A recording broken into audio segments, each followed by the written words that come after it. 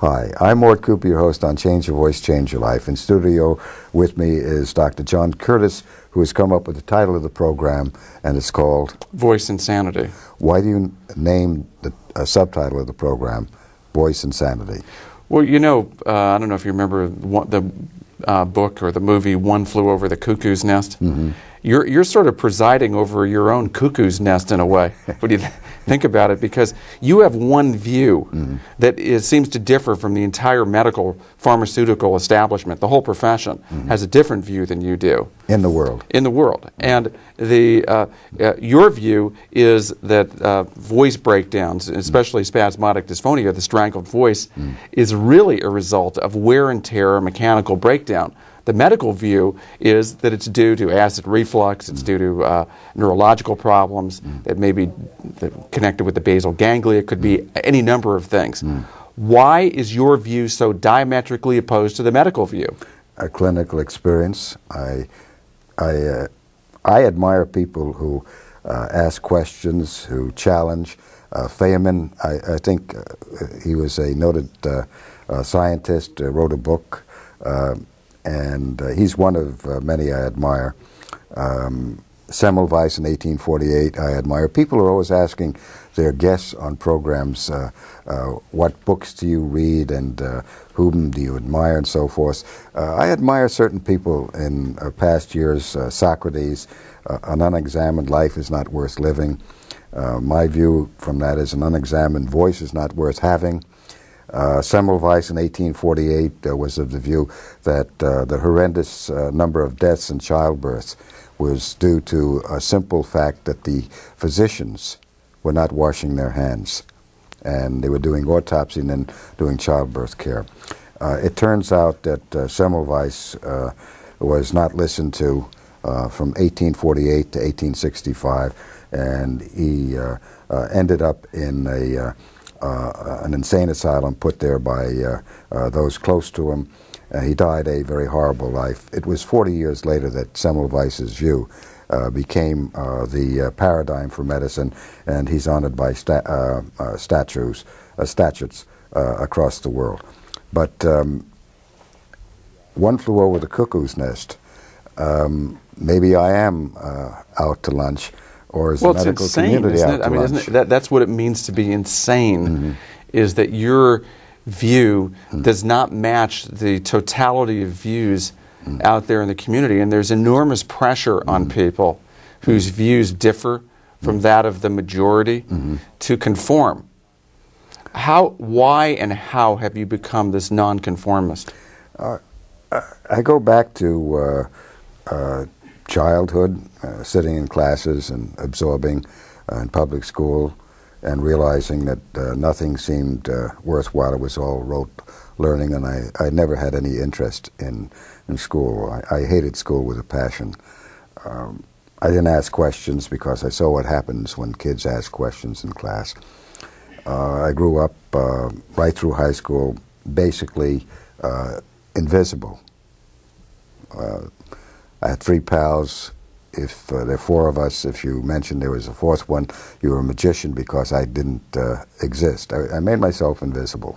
And I found it entertaining that teachers would ask for questions, but they would punish kids who asked for information and facts, embarrassing the teacher or the professor.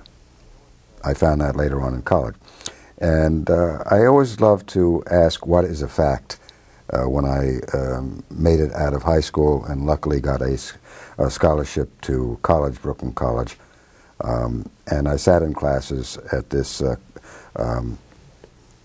outfit, and I was impressed with the fact that the professors there wanted questions and meant they wanted questions.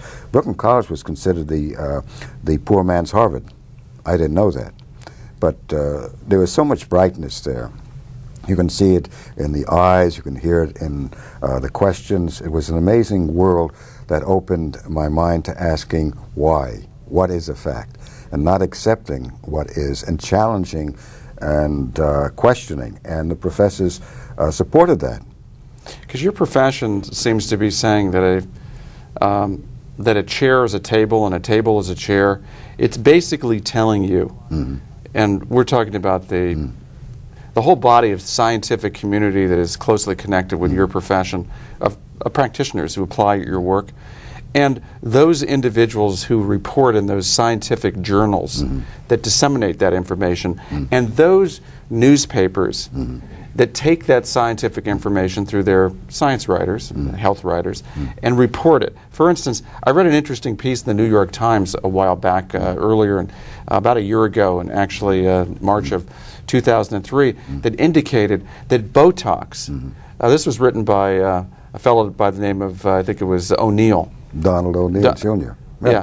March 2nd, year 2003. He said that Botox was giving patients with spastic vocal cords back their voices. That was a very powerful statement. It is. Unfortunately, it's not true. He didn't tell you what kind of voices these individuals are getting. You've termed it the Botox voice. You can describe what the Botox voice is, Dr. Curtis. Well, that Botox voice is it's not an appealing voice. It's really quite a polluted voice, but it really has those combination of the strangled strains to it with that breathiness that you get from the Botox injections. But what I find interesting is it's a roller coaster ride. That the amount of pressure on the outside through all of these things, I've mentioned just a few of them. I mentioned the journalistic standards that are out there reporting these things in the newspaper as if they were facts. The scientific journals and one of the leading research institutions in the country that has been recently discussed by a Pulitzer Prize-winning journalist named David Willman, called the National Institutes of Health. It's now been exposed by Willman and others that these same scientists are on the payroll of major pharmaceutical companies while they're engaged in their government scientific objective jobs. And the head of the National Institutes of Health was asked if that troubles her, that they're double dipping and on two payrolls simultaneously. She said, our employees have the highest level of integrity. I don't question their integrity. I just question their ability to be objective. I'm not questioning their integrity.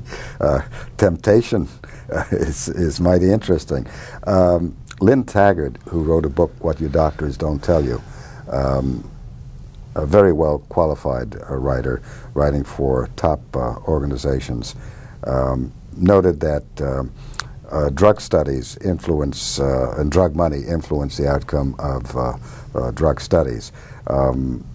Lynn Payer, who was a feature writer for the New York Times, freelancer, I believe, indicated the same thing, and she says that the medical community and drug companies make diseases out of non-diseases. I think they've made a disease and a neurological problem out of the strangled voice, making it into a medical problem. It's not a medical problem that I find. There are those who say, how can I decide what is medical or not? I certainly cannot change a neurological problem. Yeah. And anybody who tells you that you can talk somebody out of Lou Gehrig's disease, amyotrophic lateral sclerosis, needs to have his head examined. But isn't it a difficult position to be in? Wouldn't it be easier if you just basically packed up and moved to Palm Desert? And, what would I do? And got a bag of golf clubs? What would I do, Dr. You'd play Curtis? golf. I don't play golf. You wouldn't. Well, you'd I like you'd learn to play basketball. golf. I played it for 40 years. Well, you'd learn to I play like the golf. challenge. You No, use the cart. You can I tried it one retire, time when I was in the service at 22 and 23 in Germany, and it was the most boring experience I've ever had in my life. I swore off it. I swore off drinking. But I mean, I swore off various things because I don't find them relevant to my life. One man against an entire establishment with all of the scientific institutions that are connected. They're saying that if a patient who presents to you with a strangled voice simply takes either reflux drugs or they get Botox injections, that it is 99% effective in reversing their voice condition and returning them with their natural voice. Is that your experience in your clinical practice? No, it's so far from it. It's laughable. But let me go back and give you another instance. I was developing an answer, a cure for spasmodic dysphonia by 1970. A gentleman, a very fine gentleman, humanitarian, compassionate, well-intentioned Herb Dito of San Francisco, an nose and throat doctor, came up with a surgical procedure and personally told me, with Tom Shipp, an assistant of his at that time, and Chris Zdebski. Tom Shipp was at Stanford University with me, and Chris Zdebski did a study for me, and he was so impressed with my results, which was published in the #1 journal in the field in 1974, a 98% success ratio with bad raspy voices and different types of voices, peer-reviewed. They told me that they had 100% success with spasmodic dysphonia. They didn't need any voice rehabilitation. I was taken with that, and so I referred patients who were working with me, making gradual progress, but no rocket science progress, and showing that there is a way to find a cure. And I had a couple of cures. Dito's procedure prevailed from the early 70s for about 20 years as a state-of-the-art treatment of choice. And the American Speech and Hearing Association, in its website in 1994, it's called the ASHA, the American Speech and Hearing SD, Spasmodic Dysphonic Fact Sheet, indicates that 2/3 of those patients treated by surgery are worse off after the procedure than before. So the 100% figure he gave me did not reflect very well in follow-ups. But aside from that, I wrote in the International Association of Logopedics in 1980, in peer review. Logopedics and phoniatry? It's voice and speech. It's international, great prestigious international journal, that the Dito surgery was failing. It took another 14 years before the American Speech and Hearing Association put fact to what I knew by 1980. And gradually over the years I built up a whole series of cases proving that SD is curable by non-medical intervention. If it's curable by non-intervention, non-medical intervention, and it's considered to be neurological, dystonia, and a basal ganglia problem, then I am walking on water. And I don't believe I'm walking on water. What I'm finding is that the condition is not a medical problem. People ask me, how can you decide what is medical or not? Because I cannot change a medical problem. I can't change a dystonia, a neurological problem, a basal ganglia problem, or any of those problems. What I am showing is that spasmodic dysphonia is not a medical problem from my experience. Now the medics are saying it is, and people are saying, how dare you? How dare you challenge and question the medical paradigm? And my answer is the medical paradigm has never had one single cure since Straub first described the condition as nervous hoarseness in 1871. A few years later it was called spastic dysphonia, now it's called spasmodic dysphonia. Because it's my view that the paradigm in medicine is wrong, it's on the wrong road. It's not a matter of personalities, it's a matter of understanding that spasmodic dysphonia is due to the fact that you're talking in the lower throat, and they're calling it a dystonia, and you can't change it, and I can change it within a period of minutes and initial evaluation. Somebody is wrong, and my cures are on the record. They involve 15 cures of patients associated with UCLA Medical Center. They're top ear, nose, and throat people. Their chairperson, Dr. Paul Ward, formerly there, now Dr. Gerald Burke, fine humanitarians, great compassionate people, highly experienced people who are not of the view that the medical paradigm is wrong. And I am of the view it's wrong. You ask me how can I remain one against the entire world? Well, the answer is Socrates preferred to take the hemlock. Well, they've asked I don't prefer to take the hemlock. They've asked you to recount. Yes. And if you change your evil ways, by the way, it's evil to present a cure because your national association says there are no cures. And yes. I believe that they wrote that in a memo back in 1994. Yeah, they have that on the American Speech and Hearing Association fact sheet. They said they reinforced that in 2001, and they ignore cures. They know about cures, but the word cure is a dirty word.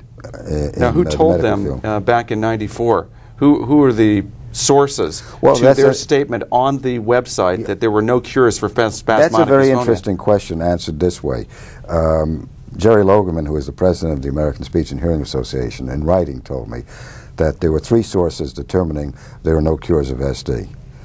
That was Christy Ludlow of the NIH, National Institute of Health, who's a very fine investigator and researcher who has no cures ever. Arnie Aronson of the Mayo Clinic, and the NSDA, National Spasmodic Dysphonic Association. I got in touch with Christy Ludlow, and she in writing said she had no involvement in this decision, that there are no cures. Arnie Aronson tells me he never was involved. That leaves the National Spasmodic Dysphonic Association, which gets generous donations of money from Allergan, the maker of Botox. So I think the position that the American Speech and Hearing Association tells the public, the media, and SD patients is there are no cures, which is what Allergan is saying and what the medical people are saying. So it's a one-sided view, which I don't subscribe to. Now, are you of the impression or the view that once a patient is cured, they no longer need treatment? No, I think patients have to change their lifestyle and use their voice after they do find a voice in my office. A cure takes a period of time. Reverend James Johnson was diagnosed at the Mayo Clinic with severe SD, the most severe SD you can imagine, by Arnold Aronson, a fine speech pathologist, an icon in my field. And I worked with Johnson for a month of intensive therapy. It took him about 6 months to a year to solidify the fundamentals he got in the office, and he's remained cured of SD for over 17 years. Okay. His story is not alone. Let me go back. Let me take a step backwards. Mm-hmm. I want you to just answer a simple question. Mm-hmm. Okay, this is the question. Mm-hmm. If a patient presents with symptoms, mm-hmm. if they undergo a treatment, mm-hmm. and the symptoms go away, mm-hmm. and their condition is no longer there, mm-hmm. do they require continued treatment? Some do, some don't, because the symptoms can come back if they revert back to the lowest throat, where all SD I'm not asking you that. That's you're jumping. You're adding something to this. Okay. Theoretically speaking, mm-hmm. if a patient has a set of symptoms, in this mm-hmm. case we're talking about the strangled voice, mm-hmm. if they go into Dr. A mm-hmm. and Dr. A gives them a treatment, mm-hmm. and they no longer have those symptoms again, and the symptoms do not persist for a 2 to 3 or 4 year period, does the patient continue to require treatment? No, they. Okay. Like, all right. That's what I wanted you to answer. Mm-hmm. The answer is no. They require no further treatment. Yeah, like Johnson does not require any further treatment because he's automatic, he's natural, okay, good. And he's habituated a correct voice. So let's go onward to figure out this for the audience. Mm-hmm. Why the medical profession, as we've just said, the National Association of Speech and Hearing Therapists say that this condition is incurable. Why is the profession invested with all of their resources in assuring that there is no cure available for this condition? Now, let's go back to our scenario of the patient in your office. They come into your office and they continue to have symptoms of the condition. When they return to the office, do they receive treatment, more treatment, or does the doctor tell them they no longer need treatment if they present with more symptoms? Try that, say it in a different way. Okay. The patient who has come to you with symptoms, this case spasmodic dysphonia, strangled voice, comes to you for treatment and their symptoms persist. When they return for their follow-up visit, do they receive more treatment or no treatment? No, more treatment. Okay. Are we getting close to why, in the broader picture, the wider context of why the medical profession and the pharmaceutical payers, the corporate entities that support the medical profession and pay for those fancy lunches and the continuing education, by the way, on those cruise ships with all those girls in the string bikinis and the margaritas You're and the just daiquiris. envious of them. Well, I mean, I think we all like those things. But is the goal of the current medical establishment, I'm talking about the whole ball of wax here, to create chronic treatment for patients? Yes, that's what it turns out to be. Well, what you're saying, chronic treatment, is they're using Botox 4 to 10 times a year, or once in 2 weeks and once in a month, each year and every year for life. So it's chronicity. That's ongoing therapy.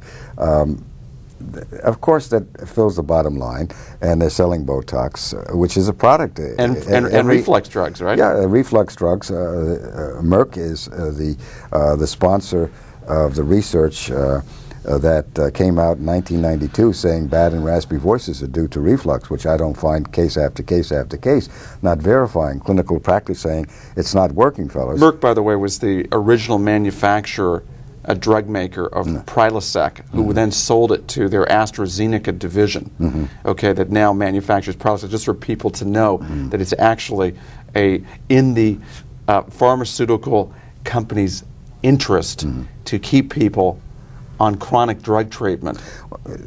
The issue is that if I report cures of bad and raspy voices, which I do ongoingly, and I report cures of spasmodic dysphonia, that ends the chronicity or the ongoing treatment for reflux drugs or for Botox.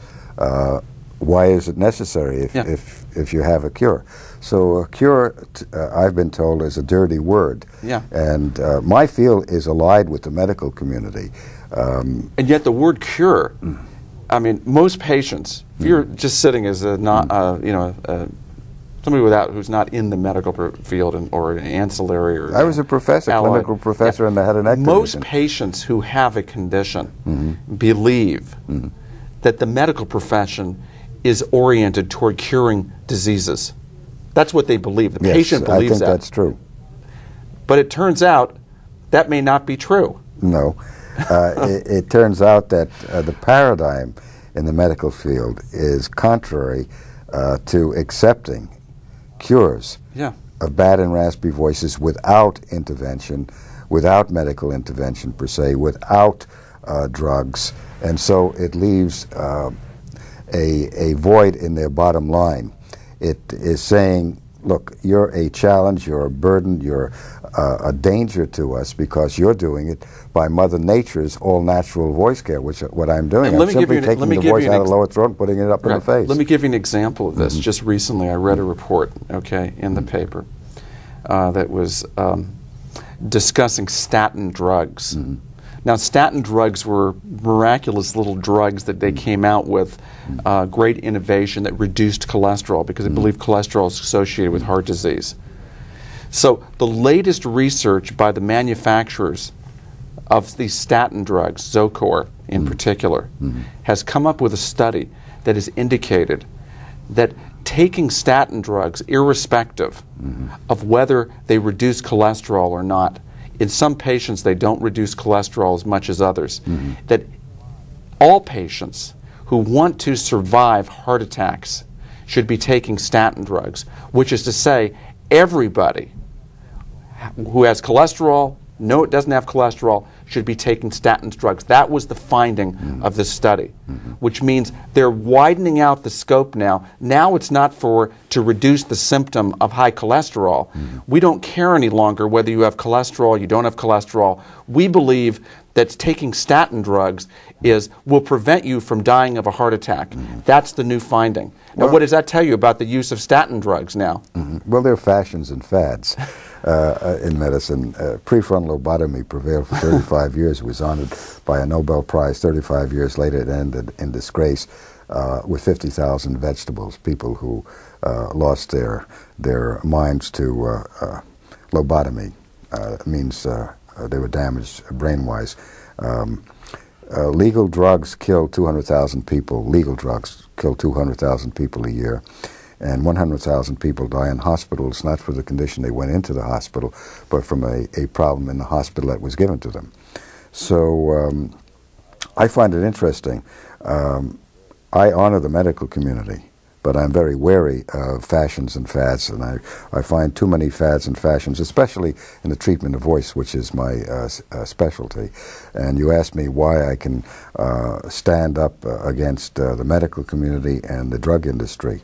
I think the answer is because I know that they're on the wrong road, they have the wrong paradigm, and I have the proof to verify that bad, raspy voices are basically due excessively, overwhelmingly, to wrong voice use, and I can change it rather quickly, and that strangled voices are curable by direct voice rehabilitation. So I'm standing on very solid ground, and I attribute that to the fact that my experience growing up on the streets of New York, realizing that you have to use your mind, your eyes, and your ears to survive. I think this is another attribute of it. Well, Groucho Marx once said, "Do you believe me or your own eyes?" and his, of course, he was a great hustler and liked to talk people into things. But I mean, what's interesting is the brainwashing element of this, because the patients, by the time you get them, are so brainwashed, they're so pre-programmed to believe that there are no cures for this, and that the only hope lies in science and high tech. And when they see you and your treatment and you're giving them such simple instructions of what to do and getting results with them, don't they feel like they're being shortchanged or cheated? Yeah, they wonder about it. They say, why didn't my doctor tell me this? Well, your doctor is not trained in voice, and they're well-intentioned, they're humanitarian, they're compassionate. I think one of the kindest, nicest guys I know is Burke at UCLA Medical Center, who's the chairperson, who is, I think, quite taken back by my reports of cures of his spasmodic dysphonic patients that he used to send me, but doesn't anymore, because I guess I'm an embarrassment to the establishment, but I simply want to help. I was of the medical field. I was on their faculty, head and neck division, and I ran their voice and speech clinic. I think the problem is a medical the embarrassment paradigm. Isn't the element of embarrassment, use that word in terms of, the referrals he gave you, the thing that you did that was unforgivable and inexcusable to Dr. Burke and to his medical establishment was you cured patients that he gave you. Isn't that what you were guilty of, curing patients? Well, I cure patients. It may be a sin. Socrates asked questions that embarrassed the society around him. And isn't that amusing to you? Yeah, it is. It's very amusing. That your misdeed that's gone punished right now is that you cured the patient that was referred to you. But I still see he's well-intentioned, but he's surgical. He is. It's like the psychiatrists look for the problem of SD, spasmodic dysphonia, in the mind, and the surgeon looks for the problem in pathology. And that's the medical paradigm. I'm not into personalities, I'm into paradigms, and I see them as looking at a paradigm that is faulty, and I guess I outraged them. Semmelweis questioned the medical authority. He was an MD, and they haunted him, and they ruined his career, and he wound up in an insane asylum.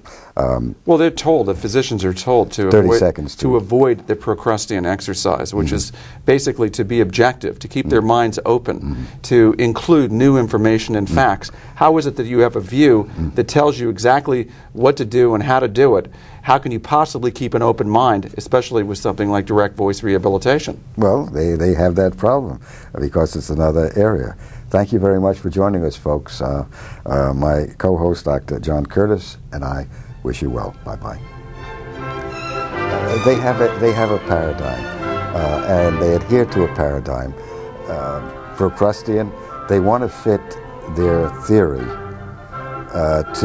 they're fitting the data to their theory. Rather than saying, look, the data doesn't match. No, it doesn't match. It doesn't match. The theory, it doesn't match. We need a new theory. Yeah. We need to come up with a new idea. We have to expand what we Their theories have failed for spasmodic dysphonia. None of their theories have produced and this a single is for over 33 years. That's failed. correct. So their paradigm is wrong, but that's very threatening. That's very embarrassing.